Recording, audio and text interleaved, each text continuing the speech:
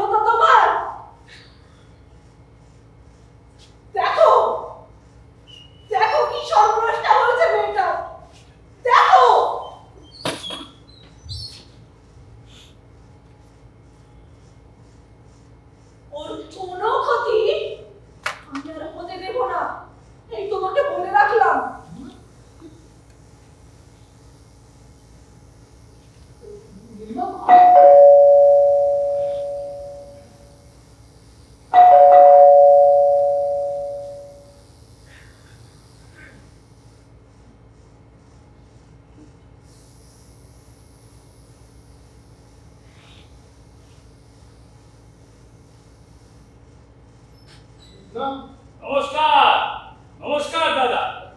এত সকালে? আরে আমার কি সকাল বিকাল আলাদা করার সময় আছে? সামনের সপ্তাহে জেলা সেক্রেটারিদের মিটিং ডেকেছে কলকাতায়। ওদিকে তার প্রস্তুতি, অন্যদিকে আবার শিক্ষক দিবস চলে। বুঝলেন দাদা, এবার বাকি থেকে নির্দেশ আছে একটা বড় সড় অনুষ্ঠান আয়োজন করতে হবে। আপনি তা শুনলেন না? অল্প করে বললাম আসুন জয়েন করুন। আপনার সে এক তোমরা তো সবাই জয়েন করেছো, একজন নয় বাদই থাকবে, তাতে কি যায় আসে বলো? সেই সেই আদর্শবাদ। হ্যাঁ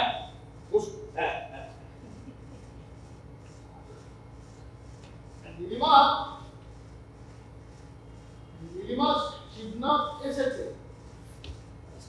আজকাল কি যে শুরু হয়েছে চারিদিকে এই সকাল বেলা। কেন শিবনাথ, কোনো সমস্যা? কাল রাতে কিছু কি শোনেননি? ওই তাছাড়া রাত্রে আমি একটু ওই না বুঝে বসি। কাল ভোর রাতে একটা শব্দ ফুলেরই মনে হচ্ছে। হ্যাঁ ফুলি। প্রথম ব্যাপারটা না আমি গুরুত্ব দিই, তারপর সকালবেলা আমাদের এমএলএ অজিতদা জরুরি ফোন বললেন, ঘটনাটা নাকি রঞ্জুর বাড়ির কাছেই। আরে রঞ্জন? হ্যাঁ রঞ্জন। হাজার হলেও আমাদের পার্টিটা তো করে বলে আজকাল ওটা অবশ্য খুব একটা ভালো না, একটা বড় সড়ো গ্যাং গড়ে তুলেছে। আপনি এসব খোঁজ খবর রাখেন না?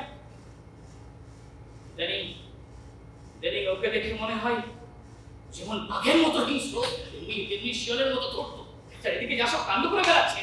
তাই বলে খুব খারাপ না? না শিবনাথ, কাঁচা টাকা বুঝলেন, কাঁচা টাকা। এই কাঁচা টাকা লোক সামলানো বড় কঠিন। রঞ্জন?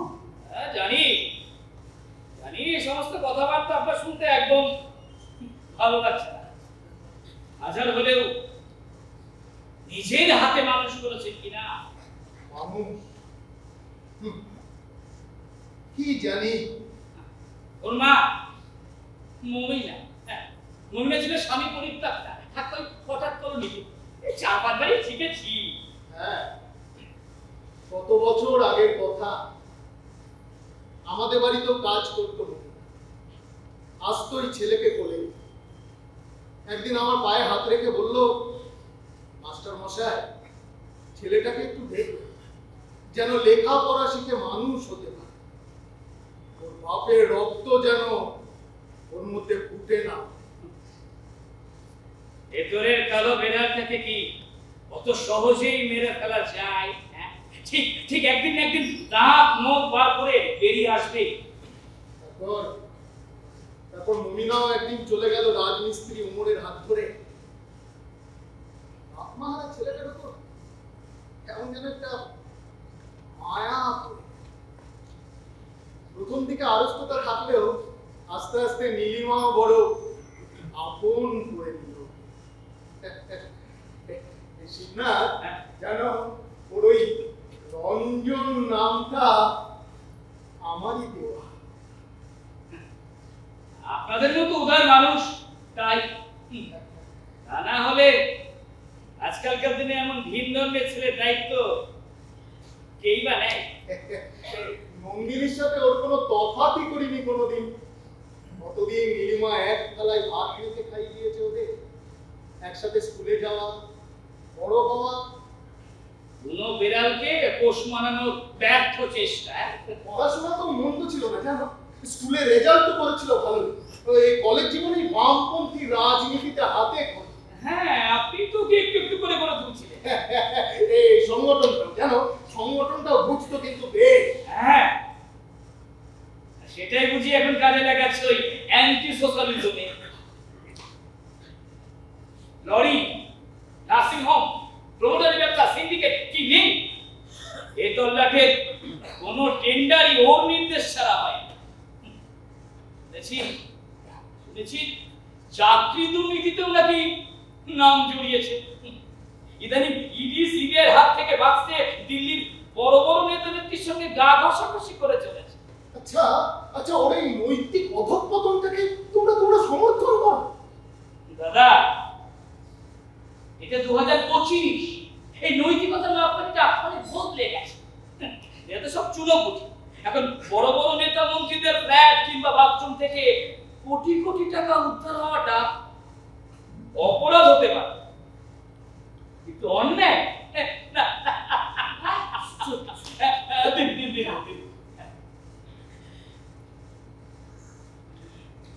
দাদা, এই মেকিয়াভেলির একটা কথা আছে, এই রাজনীতিতে বড় হতে গেলে তিনটে জিনিস বড় জরুরি। এক, চরম কোনো প্রয়োজন। দুই, ভাগ্য। আর তিন, দুধ। এই তিনটি ওর মধ্যে আছে। আজকাল শুধু আদর্শ দিয়ে কিছু হয় না। তাই বলে তো আর আদর্শটা মিথ্যে হয়ে যায় না। এসেছে আপনি আদর্শ নিয়ে পড়ে থাকা প্রভাত সমাধান। আচ্ছা আচ্ছা, কখনো ভেবে দেখেছেন কি পেলেন জীবনে? এই এক চিনতে পারি, ছেলেটা বেকার, পেনশনের পয়সায় কোনো ক্রমে খুঁড়িয়ে খুঁড়িয়ে চলা। অথচ আপনার মতো মানুষ ঠিক সময় মতো দল বদলটা করতে পারলে আজ এমএলএ কিংবা এমপি হয়ে যেতেই পারতেন। না না শিবনা, সেসব ভেবে কখনো রাজনীতিতে আসিনি। রাজনীতিতে এসেছিলাম মানুষের কথা ভেবে, দেশের কথা ভেবে। তোমার প্রয়োজন না হতে পারে, কিন্তু বাড়ির অন্যদের তাদের তো দরকার হতে পারে। তাই বলে কোনোখানে হত্যা, ধর্মের নামে বিভেদ, এই দল পলিটিক্স, এসব দুর্নীতিগুলো তোমরা আমার সমর্থন করতে বলো? খুনুখুনি সেখানেও ছিল, আর দল পলিটিক্স সারা ভারতবর্ষ আজ সেদিকেই ছুটে চলেছে। শিল্পায়ন, চাকরি, বেকারত্ব দূরীকরণ, এই সমস্ত দীর্ঘমেয়াদী উন্নয়ন নিয়ে আজকাল কোনো দলই মাথা খারাপ। তাহলে দেশটার কি হবে শিবনা? দাদা, দেশের মঙ্গলের কথা ভেবে এখন আর কেউ পলিটিক্স জয়েন করে। আসল কথা হলো ক্ষমতা। বুঝলেন দাদা, ক্ষমতা। নিজের হাতে কোটি কোটি টাকা লেনদেন, তার 2% যদি চুইয়ে হাতে আসে, সেই হবে। এখানে দুর্নীতি থাকবে না। সাধারণ মানুষ, যুব সমাজ? কি বলেন? যুব সমাজ? ভালো বলেছেন দাদা, যুব সমাজ। দাদা, আজকাল ওই দেশের প্রথম শ্রেণীর ছেলেরা ডাক্তার, ইঞ্জিনিয়ার কিংবা মাল্টিনেশনাল কোম্পানি চাকরি নিয়ে পারিবারিক দিয়েছে। এই তাদেরও দেশকে প্রয়োজন নেই, দেশেরও তাদের। আর দ্বিতীয় শ্রেণী, কারণ আমি ঠিকাদারি ব্যবসা, আর এই তৃতীয় শ্রেণীর জন্য করে থাকে পলিটিক্স। অথচ যারা কোনো স্কুলে দরজাই নামানো না, তারা ধর্মের ধ্বজা নিয়ে পড়েছে যায় বাবাজি হয়ে। কি ইন্টারেস্টিং ব্যাপার দেখুন দাদা, যখন বিপদে পড়ে না, প্রথম 3 শ্রেণীর মানুষ বাবাজির পায়ে হত্যে দিয়ে পড়ে থাকে। এসব কি বলছো শিবনা? তাহলে লেখাপড়া, চাকরি বাকরি এসব অর্থহীন। দেখুন দাদা, সেন্ট্রাল গভর্নমেন্ট ঘোষণা করে দিয়েছে চাকরি দেওয়াটা সরকারের কাজ না। আর আছে যদি ভান্ডার টান্ডার দিয়ে ভোটে কেনা যায় তবে চাকরি কেন দেবে বলতে পারে? আসলে তোমরা এই মধ্যবিত্ত সমাজটাকে একেবারে শেষ করে দিলে। কারণ এরাই তো প্রতিবাদ করে, এরাই তো আন্দোলন করে, এরাই তো পরিবর্তন করার চেষ্টা করে।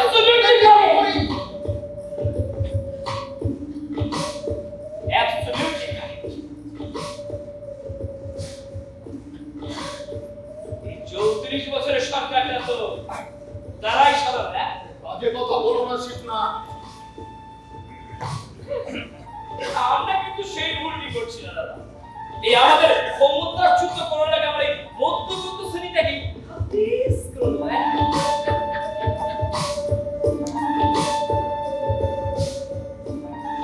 দাদা,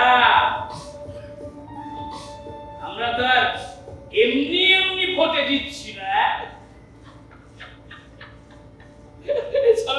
এই সমস্ত রাজনীতির কসকসি ছাড়া যে কথাটা বলার জন্য সাত সকালে আসা। দাদা দাদা, আপনার মতো আদর্শবান মানুষ সত্যি সত্যি বড় বিরল। সময় আপনার মূল্য কতটা দিতে পারবে জানি না, তবে আমরা ঠিক করেছি এইবার শিক্ষক দিবস জেলার আদর্শ শিক্ষক হিসাবে আপনাকে আমরা সম্মানিত করব। হ্যাঁ দাদা, আপনার না দেখো, আমি এসবের মধ্যে দাদা প্লিজ দাদা, বোঝার চেষ্টা করো। দাদা প্লিজ দাদা, না এটা আমার কিছু ওরা দাদা প্লিজ দাদা, এটা মানুষ প্লিজ। এতে না করার কি আছে? এ তো ওর কাছে অনেক বড় সম্মানের। একদম মৌদি ঠিকই বলেছে না?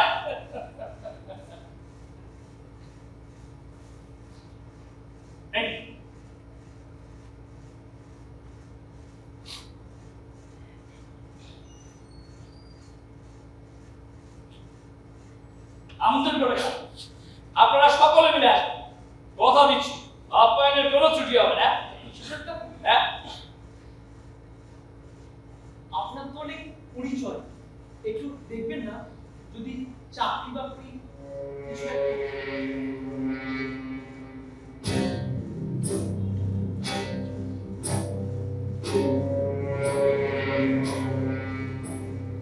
হ্যাঁ, এইসবের জন্য একটু একটু বাকি অফিসটা বসাতে তো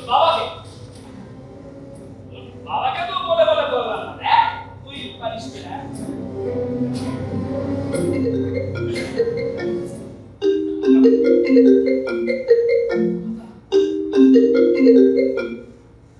হ্যাঁ না বলছি কি কোথায় স্পটে?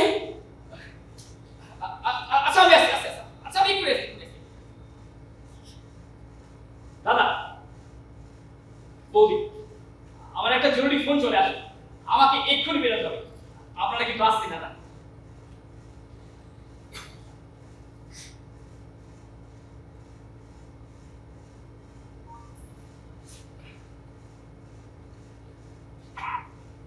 সন্ধ্যাবেলা পার্টি অফিস দেখা করে।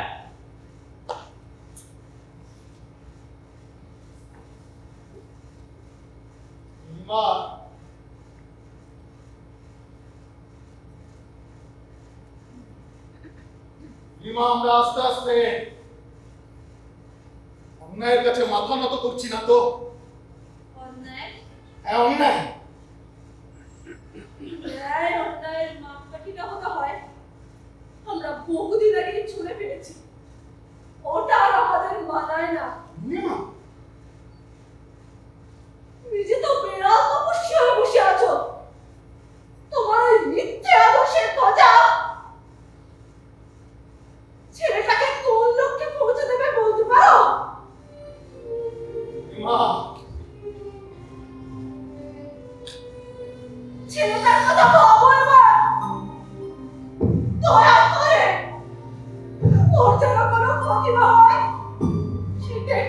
দেখো এবার। কি বলছো তুমি বুঝতে পারছো নীলিমা?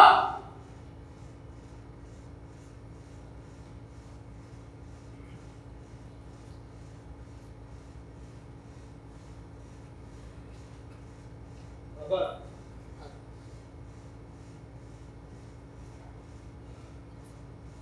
কিছু কথা আপনাকে জানানোর তো দুজন। হ্যাঁ বলো। আসলে নন্দী, স্বাভাবিক সময়কে দেখে হয়তো বুঝতে পারবেন না, কিন্তু আজকাল এত অ্যাগ্রেসিভ হয়ে উঠছে, যেটা যেটা অত্যন্ত অস্বাভাবিক। মাঝে মাঝে কোথায় যেন একটা হারিয়ে যায়, আর তখন তখন সম্পূর্ণ বাস্তব জ্ঞান রহিত হয়ে পড়ে। হ্যাঁ এই তো বড় বিপজ্জনক। তখন তখন কেমন যেন একটা অদ্ভুত পাগলের মতো পেয়ে বসে। তোমার কি ধারণা ও ও পাগল হয়ে যাচ্ছে? বলতে পারি আসলে ওর ভিতরে এমন কিছু সমস্যা আছে যেটা হয়তো আমরা কেউই আবিষ্কার করতে পারছি না। যদি তো কিন্তু তোমাকে যথেষ্ট সন্দেহ করে। মানে ওর ধারণা তুমি ওকে পাগল প্রমাণ করতে চাও। আমি হ্যাঁ তুমি।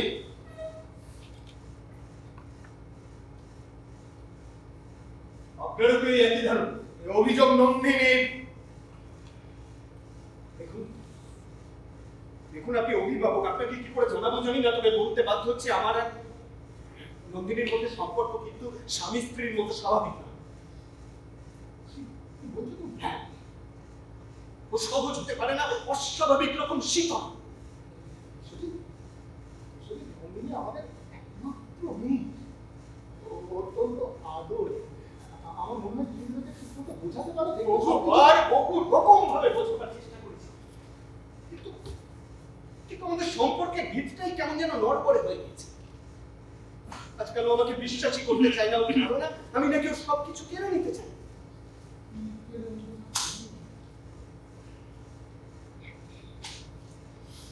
সেটাই তো খোঁজার চেষ্টা করছি, বিড়ালটা আসলে কোথায়। ও কিছু জানিয়েছে তোমার?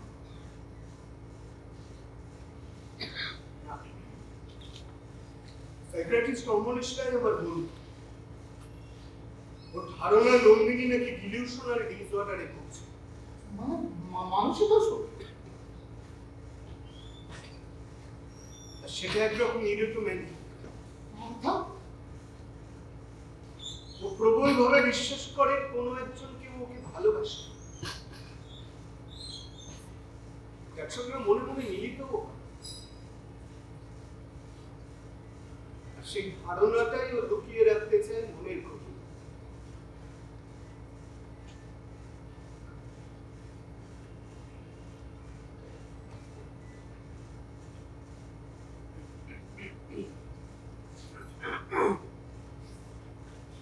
আচ্ছা, একটা কথা জানতে পারি?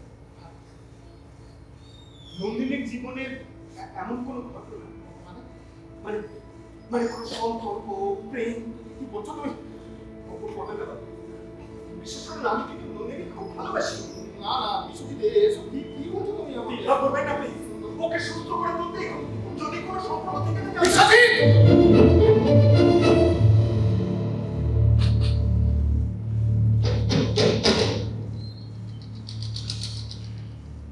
ভুলে যাও না আমাদের পরিবারের একটা সম্মান আছে। সেটা নিশ্চয় নন্দিনীর জীবনের থেকেও বড় নয়। নন্দিনী? নন্দিনী? কোথায় চলে এই অসময়ে? আমার জরুরি দরকার আছে। বেশ তো, তাহলে একা? একা মানে? মানে এই সময় বাইরে? কেন? বাইরে যাওয়ার মানে? না না, তা হবে কেন? আসলে আমি বলতে চাইছি আমিও যদি নজরদারি করতে চাইছি। আসলে আমারও কিছু কেনাকাটা আছে, তাই একসঙ্গে যদি বাইরে যাওয়া যায়। হ্যাঁ মা, সেই ভালো। তোরা দুজনে বরং একসাথেই যেতে পারি। দাঁড়াও, আমি এক্ষুনি জামাটা চেঞ্জ করে এসেছি। দাঁড়াও বিশ্ব, আমি একাই যেতে পারবো। হ্যাঁ রে মা, বিয়ের পর তো স্বামী স্ত্রী একসাথেই বের হয়। বাবা, আমি তোকে বিশ্বাস করি না।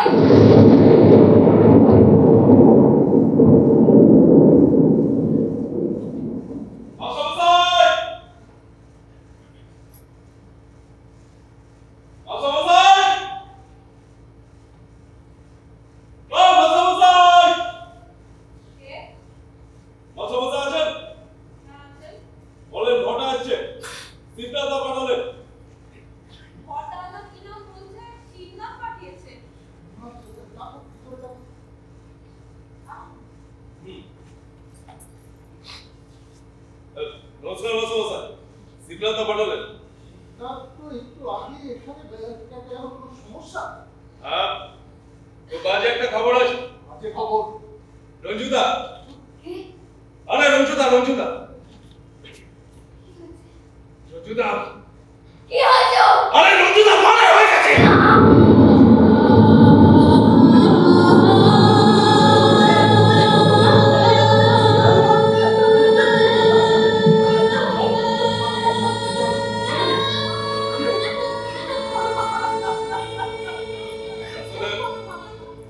আসলে কাল হঠাৎ কারা যেন রঞ্জুদার বাড়ি চড়ক শুট করে। সকালবেলা গিয়ে দেখি দরজার সামনে রাস্তা পড়ে সারা বেজে জুড়ে সারা রক্তে ভেসে যায়। থামবে তুমি? আমি আবার কি করলাম? আরে সিদ্ধান্ত তো পাঠালেন, বললেন আপনি নাকি রঞ্জুদাকে মানুষ সার্ভিস করেছে। বেরিয়ে যাও, বেরিয়ে যাও এখান থেকে। যাও কি সব কেচারে যে পড়াইলো মাইনি বড় মটকাই করো না। তো সব বাচ্চা লোক চল পালা